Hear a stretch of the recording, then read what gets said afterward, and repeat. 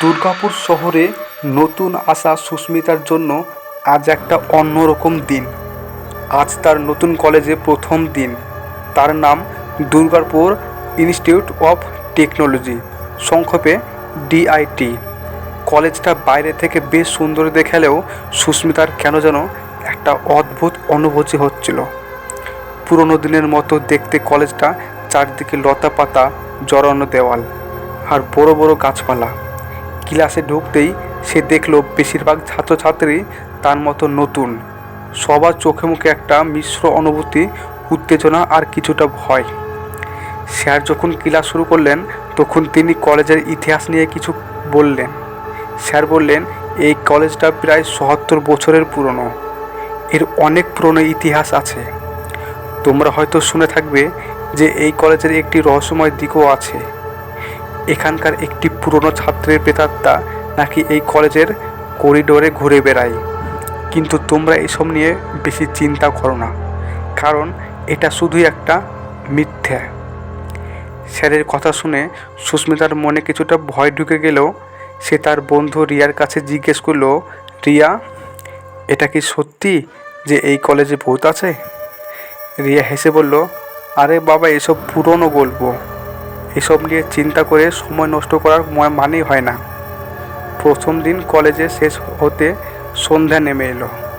সুস্মিতা ও রিয়া দুজনেই বাড়ি ফিরছিল।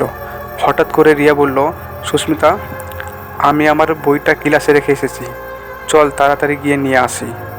সুস্মিতা রাজি হয়ে গেল। তারা যখন ক্লাসে ঢুকলো তখন চারদিক অন্ধকার, শুধু করিডোর দিয়ে কিছুটা আলো আসছিল। রিয়া বইটা খুঁজে নিল, কিন্তু হঠাৎ করে তারা একটা অদ্ভুত শব্দ শুনতে পেল।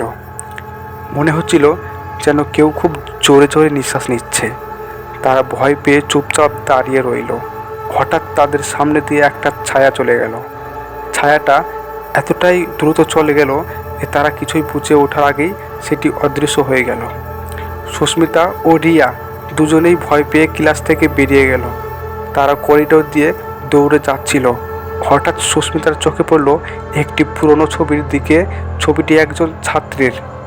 ছবির নিচে লেখা ছিল অর্ণব ব্যাচ, 1957 থেকে 60, শ্রেষ্ঠ ছাত্র। সুস্মিতার মনে হলো এই ছবিটা সে আগেও কোথায় দেখেছে। তার মনে পড়ে গেল তার বাবা এই কলেজে পড়াশোনা করতেন। তার বাবার পুরনো অ্যালবামে এই ছবিটা আছে। তার বাবা বলেছিলেন, অর্ণব ছিল আমার সেরা বন্ধু। সে একদিন হঠাৎ নিখোঁজ হয়ে গেল। তার আর কোনো খবর পাওয়া যায়নি। সুস্মিতা হঠাৎ বুঝতে পারল এই কলেজের ভূত আর কেউই নেই, তার বাবার পুরনো বন্ধু অর্ণব।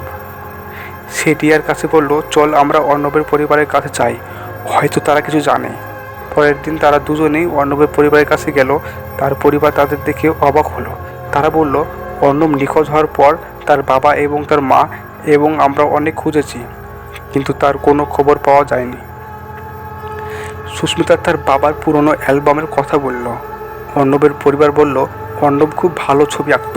সে একদিন রাতে কলেজ থেকে নিখোঁজ হয়ে যায়। সব কিছু শুনে সুস্মিতা ও রিয়া কলেজে ফিরে গেল। তারা কলেজে এসে দেখলো একটি পুরনো ঘরে অনেক পুরনো ছবি এবং আর্টওয়ার্ক রাখা আছে। তারা একটি পুরনো ডায়েরিও খুঁজে পেল, যেটি অর্ণবের। ডায়েরির প্রথম পাতায় লেখা ছিল, আমি অর্ণব, আজ রাত 10টায় আমি আমার নতুন ছবি শেষ করব। কিন্তু পরের পাতায় কিছু লেখা ছিল না।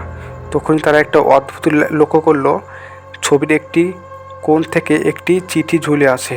চিঠিটি ছিল অর্ণবের। চিঠিতে লেখা ছিল, আমি আমার জীবন শেষ করতে যাচ্ছি। আমি আমার জীবন দিয়েছি সেই ছবির জন্য, কিন্তু সেই ছবিটা বিক্রি হয়ে যাচ্ছে। আমি আমার আর্ট বিক্রি করতে চাই না। আমার বন্ধুরা, আমাকে ক্ষমা করো। চিঠিটি পড়ার পর সুস্মিতা ও রিয়া দুজনেই হতবাক হয়ে গেল। তারা বুঝতে পারলো অর্ণব আত্মহত্যা করেছিল, আর তার আত্মা আজও সেই কলেজে শান্তি খুঁজে বেড়াচ্ছে। তারা দুজনেই সেই ছবিটি খুঁজে বের করলো। ছবিটি অর্ণবের নিজের হাতের আঁকা। ছবিতে লেখা ছিল, আমার জীবন, আমার আর্ট। এরপর থেকে সুস্মিতা ও রিয়া কলেজে একটি নতুন মিশন শুরু করলো। তারা প্রতি সপ্তাহে অর্ণবের ছবিটিকে পরিষ্কার করে তার পরিবারের সাথে তার কথা বলে। ধীরে ধীরে কলেজের ভর্তি কাহিনী কমতে লাগলো। অর্ণবের আত্মা হয়তো শান্তি পেয়েছে। তো ধন্যবাদ। কেমন লাগলো ভিডিওটি?